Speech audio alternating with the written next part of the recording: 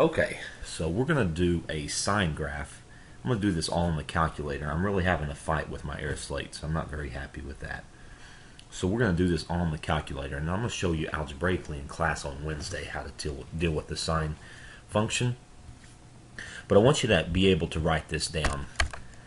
And what we want to find out here for the function 5 plus 2 sine of pi over 4 x minus 10, we want to find f of 17.4, and we want to find out when f of x equals 6.7. So what I'm going to do is I'm going to go to the calculator, and I'm going to type in 5 plus 2 sine of pi over 4 x minus 10. I want you to notice something here. Don't close the parentheses on the pi over 4. I think I might have done that on our last video. I'll have to go back and check and see. But don't close the parentheses on the pi over 4. You don't want to do that, or the calculator will do the sine of pi over 4, and it'll basically, which would be 1 over the square root of 2, and it'll turn this into a linear function. And as you can see here, we need to have a sinusoidal function.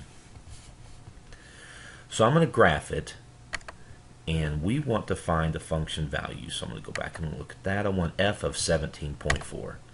So we're going to hit second calculate. We want to calculate a value, which is number 1, and we just want to type in 17.4, and our answer for that is the y value is 4.092. So that is f of 17.4. Okay, so the next thing that we're going to do is we are going to find out when f of x equals 6.7. And we're going to do this all on the calculator. So I'm going to go to y equals, and I'm going to type in on the second y equals, I'm going to type in the y graph, y equals 6.7. Enter. And you should see that we've got a horizontal line at 6.7, and we want to find the first 3 times that we cross that. Let's change our window here to only look.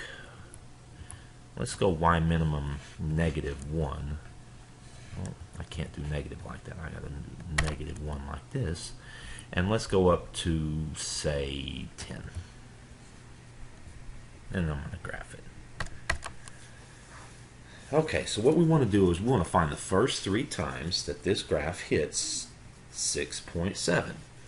And so I can see here that I'm dealing with, let me get my little marker so it's writing.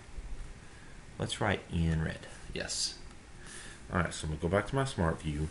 That's going to happen right here, and right here. I don't guess I can write on the screen here. But here are that's number 1, that's number 2, that's number 3.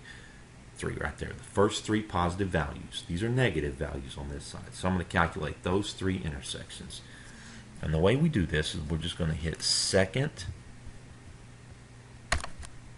trace, and I want an intersection, so that's number 5, and we're going to move this back close to where we're talking here. Okay, alright, so I'm close to what I want to find. My first curve enter, second curve enter, and I'm pretty close to where they intersect there. And that first intersection is 3.293597, you see. Alright, so let's find the next one. So I go to second trace. I want an intersection, number 5. And I'm going to get it closer to the second one there. There we go. First curve enter, second curve enter. Guess I'm right there. And it's 4.706. And then let's go find the last one.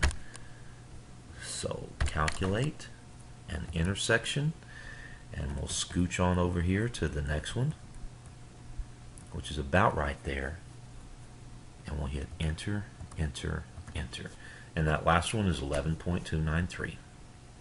So you can see it's pretty easy on the calculator. But I'm going to show you in class Wednesday how to find these by hand. But when we do our modeling section here, we're going to definitely be using the calculator a lot. So you'll need to get good with how to use this little piece of technology. And that's it. Hope you had a great weekend.